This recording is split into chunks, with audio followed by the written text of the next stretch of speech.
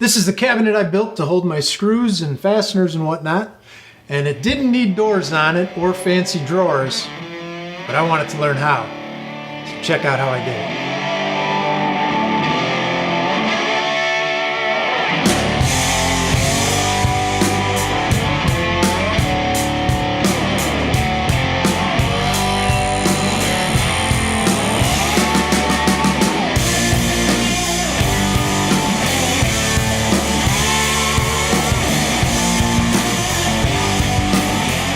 So I got all my front and backs cut, and that worked pretty good. And let's see here, like that. There's a little slop in here, front and back, thinking that I cut these rabbets a little too narrow. So, oh, I know what it is. The thickness of the material. I keep going by 3/4, but it's not actual 3/4. That's what screws me up. Dang it.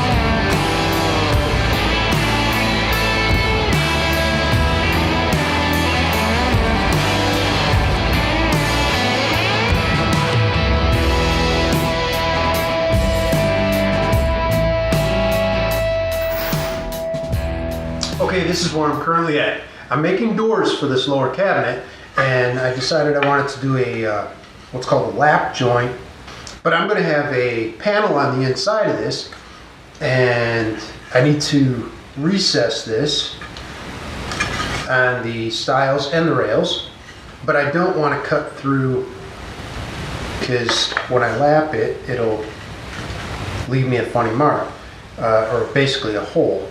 So I need to figure out how to do that right. I'll figure it out.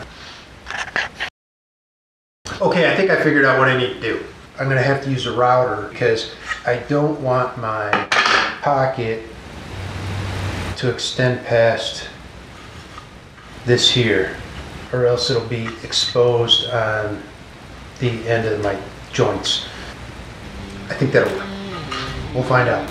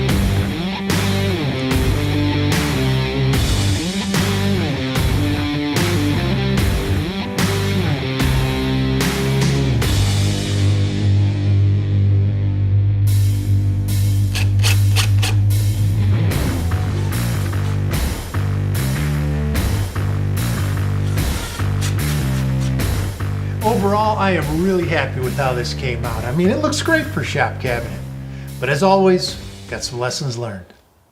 First off, you'll see this big blemish here right in the middle of my panel, and should have been on the other side. This is the B side of that plywood, and it didn't need to be there. For finishing, I chose shellac. I like how shellac looks. It's just very traditional. But I used a flake this time and actually mixed it up with denatured alcohol. And one of the things I found is that you really have to let that sit at least for a day, maybe 2 days. The viscosity is a lot different when it sits, and the tone of it was a lot more even when I let it sit. So I'm gonna keep that in mind next time, and also filter that stuff. I didn't run it through a filter, even though it says to, and you really need to, because it picked up a little bit of junk here and there. Now these drawer faces, it's a piece of live edge I found laying around here. All I did was clean it up a little bit, made sure when I split it I matched up my grain. I think it looks great. I'm really happy with how it looks. It's way better than what I had in mind originally. I like it so much I might end up using it in my kitchen down the road. But hey, make sure you subscribe to the channel so you don't miss future videos, and I appreciate you watching.